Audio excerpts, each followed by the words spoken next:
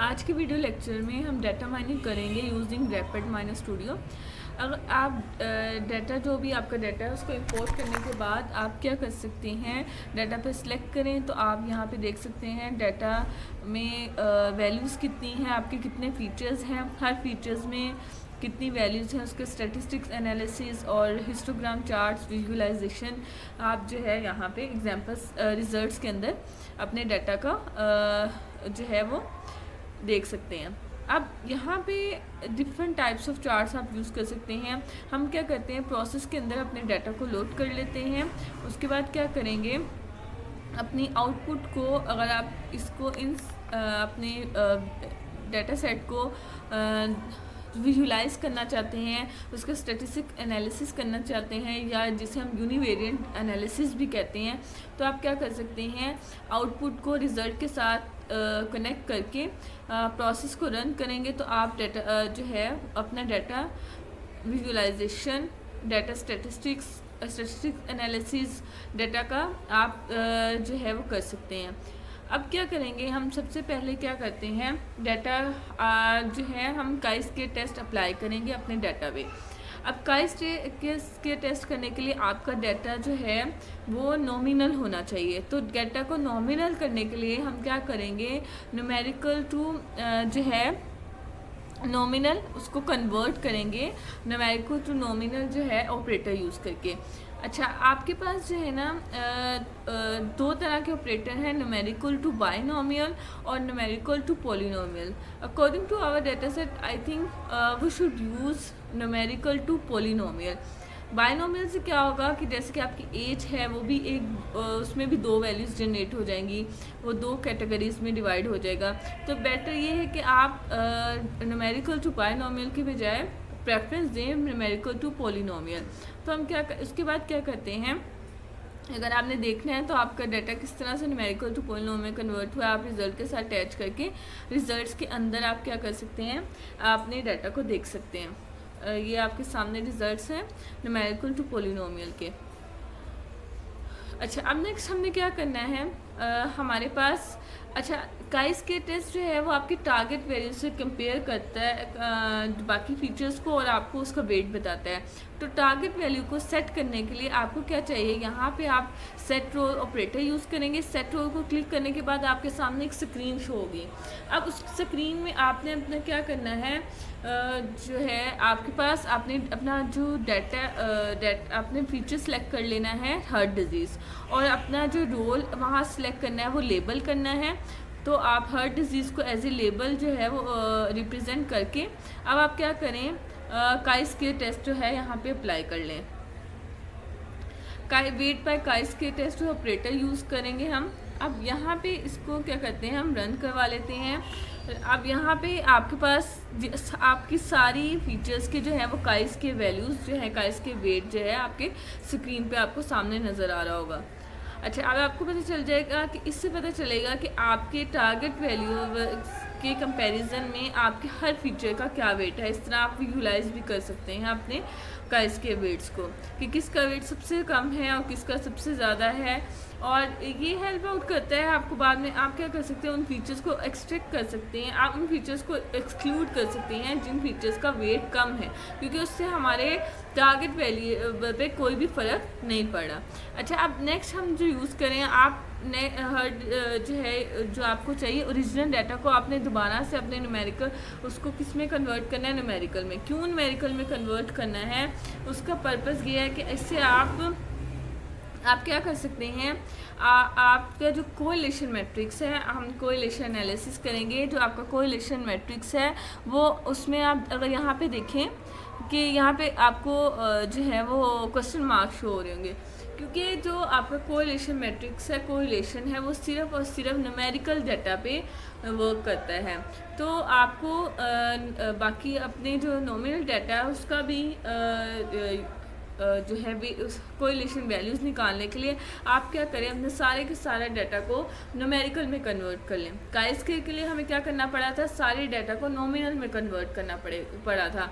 लेकिन आप क्या यहाँ पे कोरिलेशन मैट्रिक्स के लिए हमें क्या क्या चाहिए, न्यूमेरिकल डाटा चाहिए। तो आप क्या करें, सारे के सारे डाटा को न्यूमेरिकल में कन्वर्ट कर लें।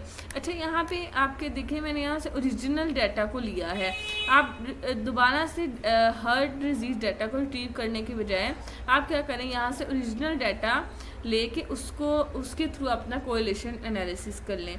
अच्छा, अब देखें आपको यहाँ पे सामने स्क्रीन पे कोरिलेशन मैट्रिक्स और कोरिलेशन स्कोर्स वैल्यूज जो है वो सामने नज़र आ रही होंगी। इससे पता चल जाएगा कि एक आपके जो कितना स्ट्रॉन्ग है किस वेरिएबल्स के दरमियान रिलेशन, या कितना वीक है वेरिएबल्स के दरमियान जो है वो रिलेशनशिप।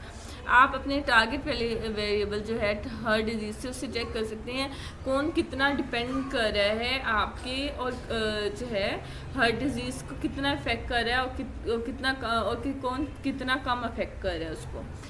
अच्छा, उसके बाद अब हमने क्या करना है, हमारा नेक्स्ट स्टेप है डाटा प्री प्रोसेसिंग का।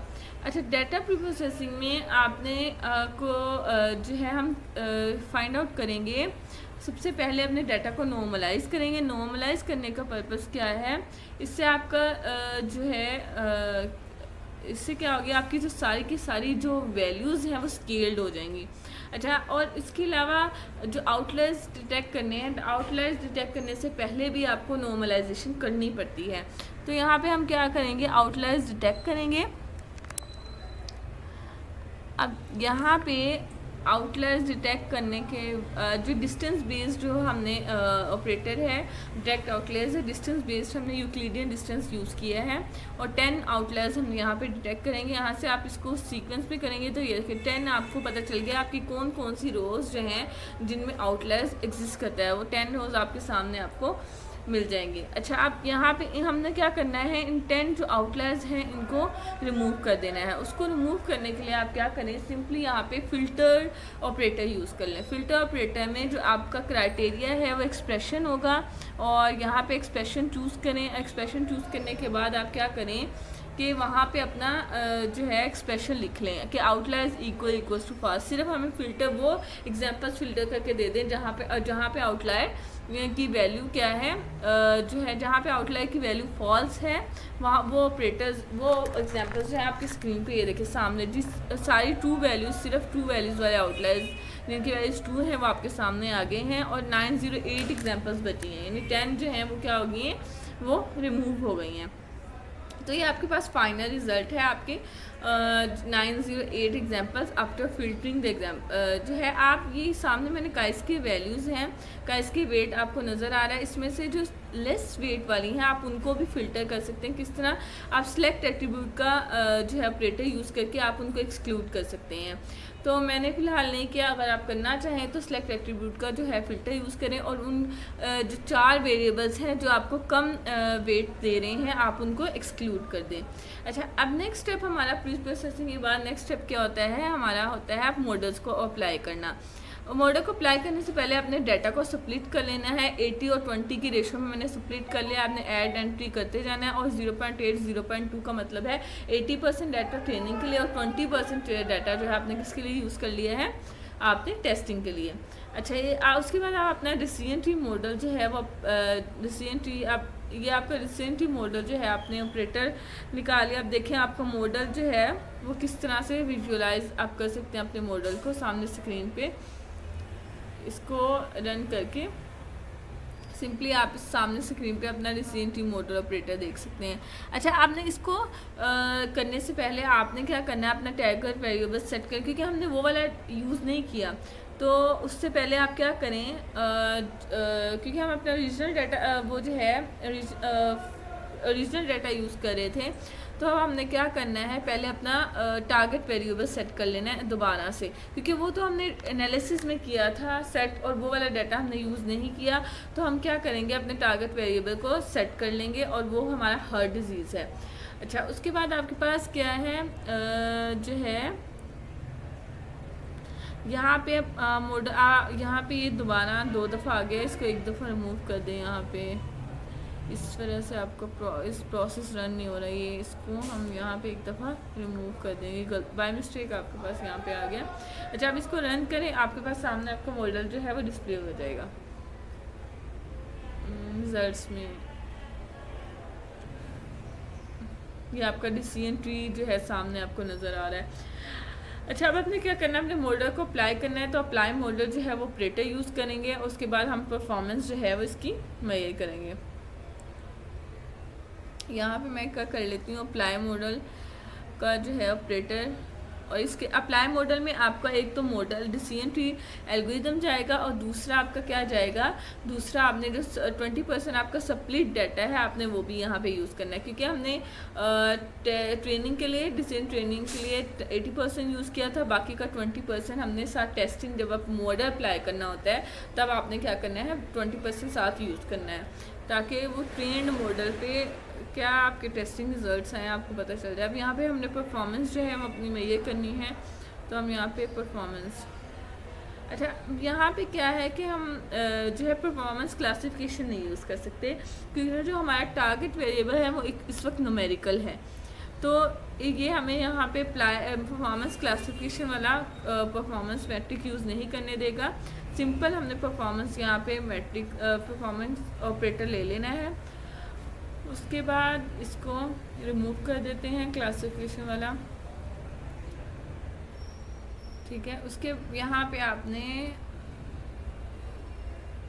इसको अब आप क्या कर लें, रन कर लें, तो आपके पास मीन स्क्वायर एरर जो है वो, या रूट मीन स्क्वायर जो है वो आ जाएगा परफॉर्मेंस मैट्रिक में।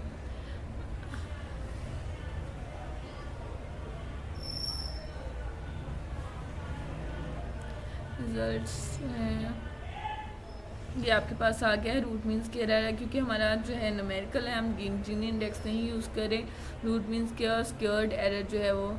अच्छा, अब यहाँ पे हमने क्या करना है, आपके पास अगर हमने इसको क्लासिफिकेशन मॉडल बनाना है तो हमें क्या करना पड़ेगा, हमें अपनी टारगेट क्योंकि जो सारी हम ओरिजिनल डाटा ले रहे हैं, ओरिजिनल डाटा में न्यूमेरिकल टाइप है हमारे पास, तो हम क्या करें, अपने टारगेट वेरिएबल को बाय नोमियल में कन्वर्ट कर लें। तो आप अपने टारगेट वेरिएबल को नोमियल में कन्वर्ट कर लें। यहाँ मैं जो है इसको पॉलिनोमियल में कन्वर्ट कर लेती हूँ, थोड़ी सी स्पेस बना लेते हैं। अब यहाँ पे आप क्या करें, इसको उसमें कन्वर्ट कर लें, और आप क्या कर सकते हैं, परफॉर्मेंस क्लासिफिकेशन वाला ऑपरेटर यूज़ कर सकते हैं।